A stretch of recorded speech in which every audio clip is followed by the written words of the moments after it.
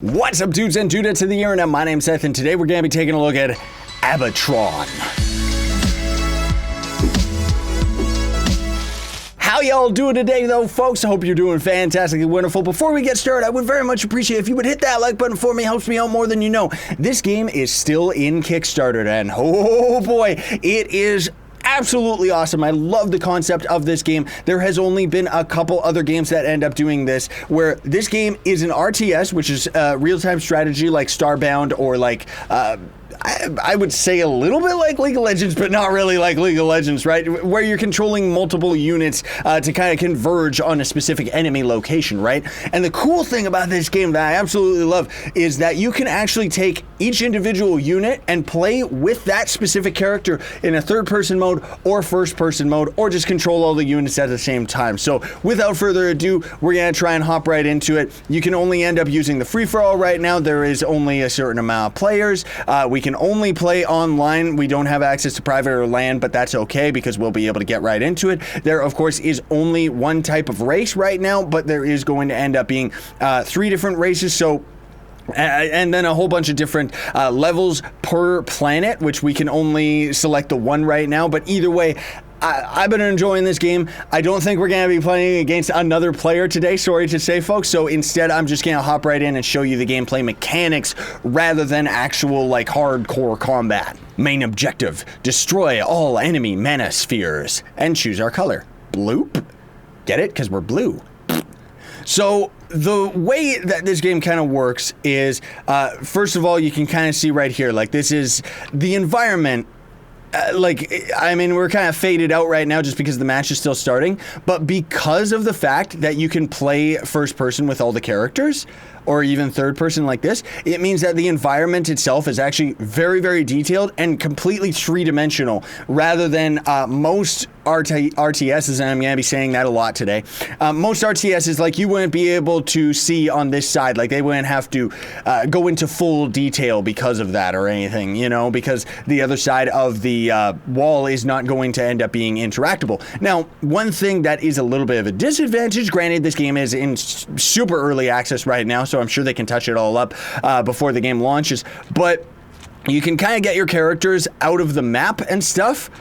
And kind of just glitch. It's a little bit glitchy. Sometimes you'll actually be in the middle of combat and you'll have one of your characters walk off of the map, just because of the fact that you can control your characters, and I think that's exactly why it kind of ends up doing that. So here's first person, here's third person. Let's start crafting some units. So there is, of course, certain buildings that we're not going to have access to. This is kind of like our big command ship overseer, which is responsible for building everything. Here's the 3 different materials and minerals that you can end up getting. I don't know whether or not the different races, like maybe the human race, ends up having to mine for their minerals and stuff like that, but for the alien characters, there's just a mana sphere which generates energies into usable form. Defend at all costs. If destroyed, you lose. This might just be an overall gameplay mechanic for the entire game. So the way that this works is right here, it's going to cost us 400 green essence to craft ourselves another type of essence pool that's going to end up generating more of the green essence. And then, of course, there's going to be one for building energy and matter. Oh, this is just called essence. Okay, so there's essence, energy, and mana, and each of those kind of have different mechanical systems to what is used to craft different units and stuff like that. A lot of the content is locked right now, for sure. Links are going to be in the description for everything, by the way, as well. And then this is kind of your little drones, which can construct walls. I don't know if there's a way to actually construct more drones, per se. Maybe there is secretly, and I just don't know about it. So maybe when it's dead, it's just dead forever. But he can actually construct walls, and the walls and all the constructs that you're going to end up making are always going to be rotated based on where your mana pool is. So what I usually like to do is just put like a couple extra defenses up here. These are a huge row of turrets right here as well on all of these walls, so these are going to cause lots of damage. Kind of adds a little bit of tower defense as well, because you could end up going into the wall and crafting different turrets on them. Doesn't look like we have the resources to actually craft that wall or something. I don't know. But we're going to try and craft a couple extra things and then throw down a couple units right here, see if we can get a little bit of battle going on, just so I can kind of show you the different mechanics, because there are going to be... Where is it? Where are those little freaks? There's these creatures that are very similar to Zerglings. I think this is one right here.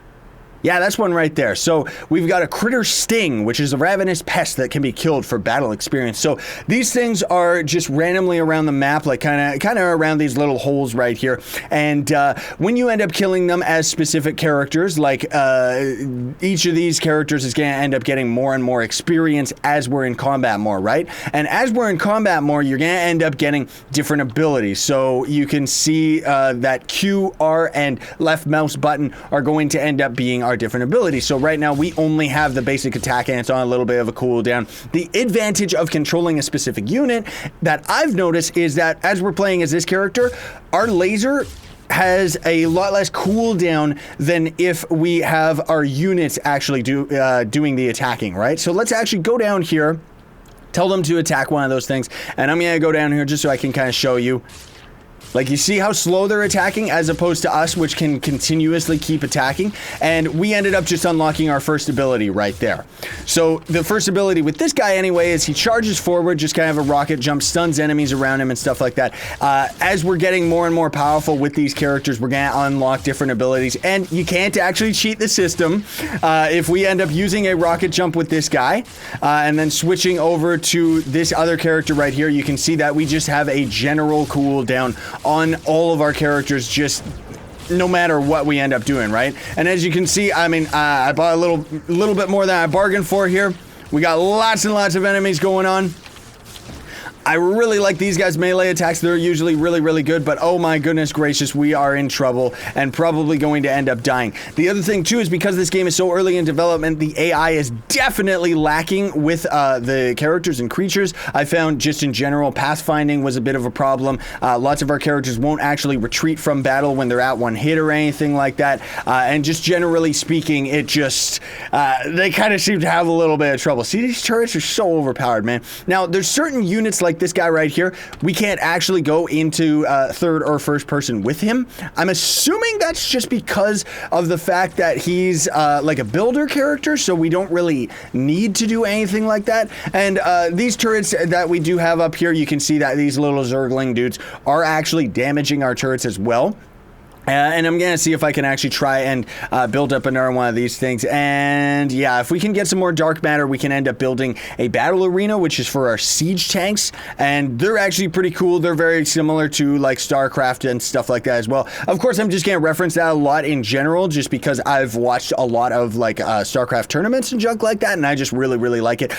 So there are different mechanics as well. You can end up choosing like kind of like your personal like hotkeys, I guess I should say, with macro and stuff, where you can end up choosing like a favored character or something like that. Oh my goodness gracious, this guy's so ugly. I love it.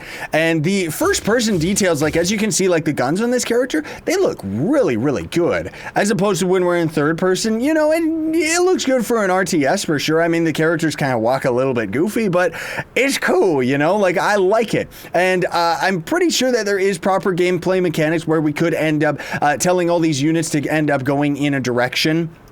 And then, oops, I don't want to actually select our builder right there, where we could end up telling all our characters to go into a direction while we're kind of in our first person mode. So let's actually see if we can get in here and get one of the bigger guys to spawn, which I don't really think, oh boy, here we go.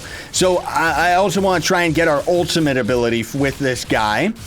If we can end up killing enough of them, then we can definitely end up doing it. But you see that the gameplay mechanics, you know, they're very, very basic right now, but I still really like the idea behind this game, you know? And you can see right here, like we've got our different characters. That's kind of what I meant, where they're starting to jump out of the map and starting to cause a little bit of trouble and stuff. Of course, if you end up falling all the way down, it just instantly kills the unit. GG, that's it. Oh, we did get our ultimate ability. Yes. Okay, so this character's ultimate ability is kind of like a snipe shot, I guess, just kind of a focused laser that causes damage to all the units in front of him. And then there is going to be the, where is he? The little melee guy. Oh, that's a whole minute on cooldown, so we might not even have enough time for that one. But the melee character has kind of a whirlwind attack that just damages like all the enemies around and stuff, right? So see what I mean, where these characters end up kind of getting stuck?